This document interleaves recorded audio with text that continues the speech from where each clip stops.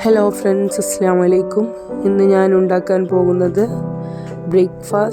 നമ്മുടെ ബ്രേക്ക്ഫാസ്റ്റ് ഐറ്റമാണ് മസാല ദോശ.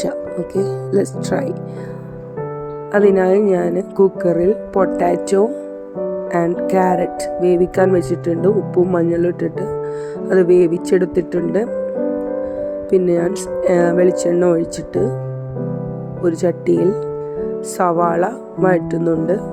സവാള ബ്രൗൺ കളർ ആകുമ്പോൾ പൊട്ടാറ്റോ വേവിച്ചതും ക്യാരറ്റും ഇട്ടിട്ടുണ്ട്.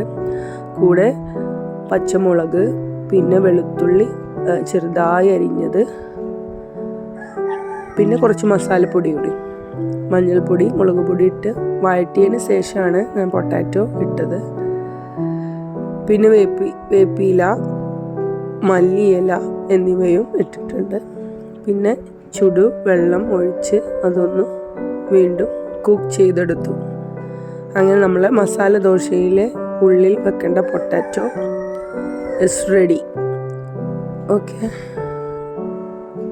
ഉപ്പും ഇട്ടിട്ടുണ്ട്. ഉപ്പ് നമ്മൾ മറക്കാൻ പാടില്ലല്ലോ. അങ്ങനെ നല്ല ടേസ്റ്റി ആയിട്ടുണ്ട്. പിന്നെ ഞാൻ ദോശ ചുടാൻ പോവാണ്. അതിനായി വലിയ ദോശ തവ വെച്ചിട്ടുണ്ട്. അതിൽ കുറച്ച് വെള്ളം സ്പ്രിങ്കിൾ ചെയ്തു. ആ വെള്ളം ഒന്ന് വറ്റിയതിന് ശേഷം മാവൊഴിച്ച് മസാല ദോശയ്ക്ക് നമ്മൾ ചുട്ടെടുക്കുകയാണ്. വീഡിയോ എടുക്കണോണ്ട് ചിലപ്പോൾ അങ്ങോട്ട് ഇങ്ങോട്ടൊക്കെ മാറിപ്പോവും.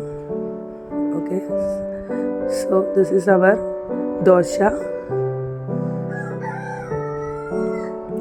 കുറച്ച് നെയ്യും സ്പ്രിങ്കിൾ ചെയ്യുന്നുണ്ട്.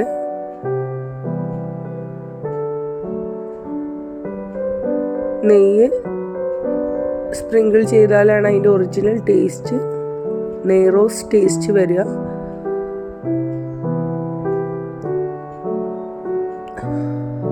നല്ല ബട്ടർ നെയ്യാണ്, മിൽമ.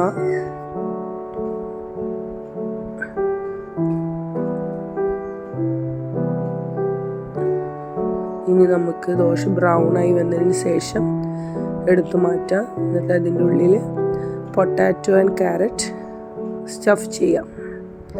അങ്ങനെ നമ്മളെ yummy masala dosa is ready.